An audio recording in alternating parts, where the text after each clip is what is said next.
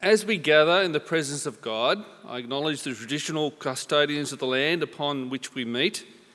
In his wisdom and love, our Heavenly Father gave the estate of the Gadigal people of the Eora Nation.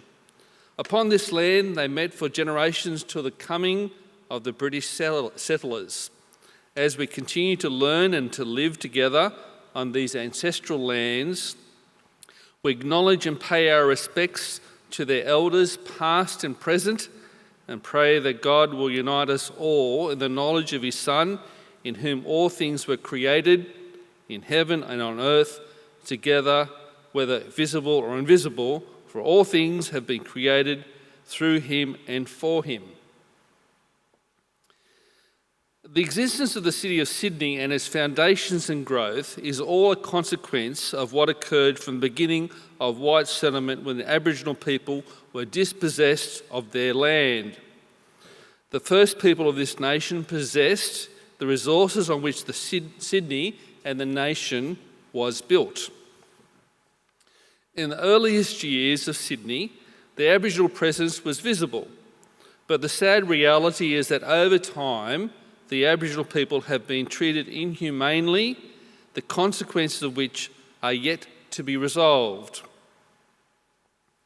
Recognising the importance of this matter, in 2019, Synod agreed to request the Doctrine Commission for a report on the biblical doctrine of reconciliation with special application to the relationships between Aboriginal and non-Aboriginal Australians. As well, it approved the appointment of a task force to report to Synod in September 2021 with recommendations based on the report as to how the diocese, parishes, individuals and organisations might move forward in this area. From the very start of colonisation in 1788, Anglican Christians understood the need to bring the gospel to the peoples native to Australia. However, it is a sad fact that, as Tom Main writes in an unpublished essay, not until the eve of the 20th century was there any real attempt to reach Sydney Aboriginal people with the gospel. And then, not as a result of any initiative by Sydney Anglicans, but by independent missionary agencies and the Church Army.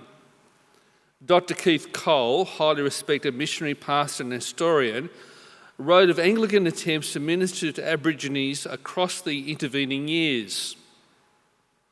Generally speaking, Anglican congregations have not welcomed Aborigines in their churches, and conversely, Aborigines have not felt comfortable worshipping in formal places established by the white invader.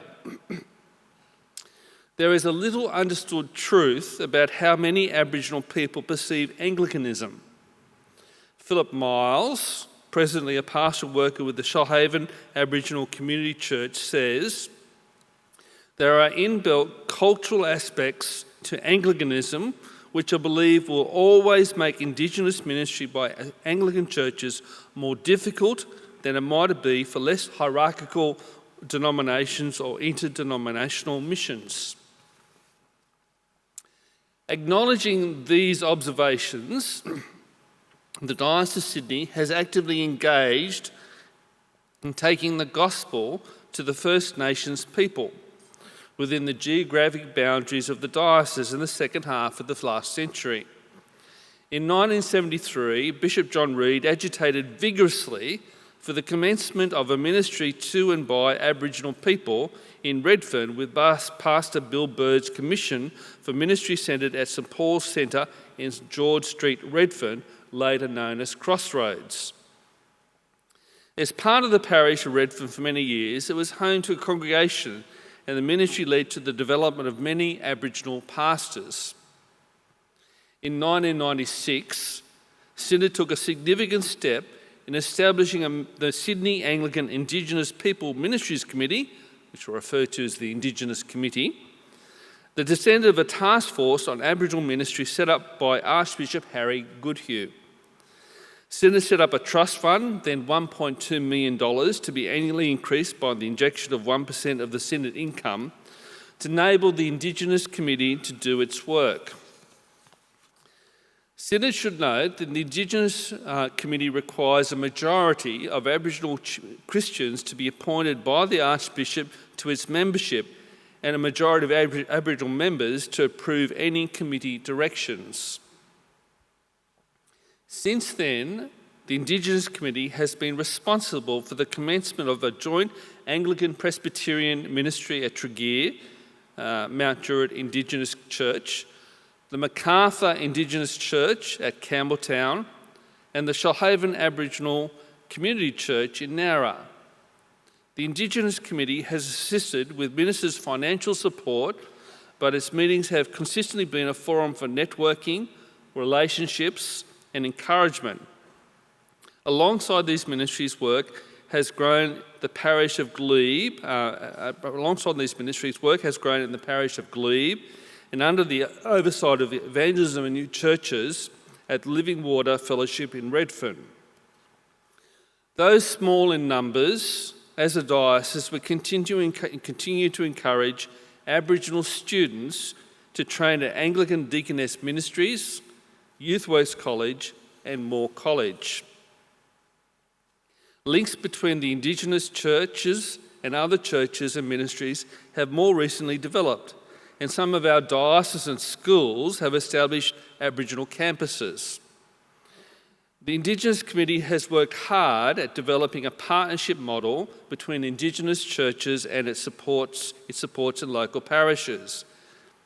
As Campbelltown, Nowra and Minchinbury parishes partner with Indigenous churches, other parishes are encouraged to formalise partnership. A pressing issue for Indigenous ministry in the diocese is the raising up of the next generation of Aboriginal Christian leadership. There is currently an Australian-wide shortage of Aboriginal church leaders and lay leadership. The Indigenous Committee is now focusing its resources on this issue. Pastor Michael Duckett has long planned to play his part in this. In late 2018, the Indigenous Committee accepted the implementation of Michael's plan for an Aboriginal Ministry and Training Centre. By the end of 2019, the Indigenous Committee had spent some of its capital on the purchase of a 5-acre property at Wedderburn near Campbelltown with a house and other buildings, which has been transformed into a fine, culturally appropriate facility. This is already proving to be a wonderful blessing to the large Aboriginal community in the Macarthur. The plan is that the place will serve his community with cultural training, but Michael's main passion is ministry training that is both biblically driven and culturally energised. I'm excited and confident in God that the Indigenous Committee now has in place some fundamental structures, predominantly the initiatives of the Aboriginal members, to do what they see as being appropriate for ministry to Aboriginal people within the diocese. I also sense there is a greater willingness than ever before across the diocese to support and share in ministry among and with Aboriginal people. I express on behalf of Synod my thanks to Archdeacon Derek Howe, who at the Synod will conclude as chair of the Indigenous Committee after 7 years in that role, and Pastor Michael Duckett will now take up the responsibilities as chair.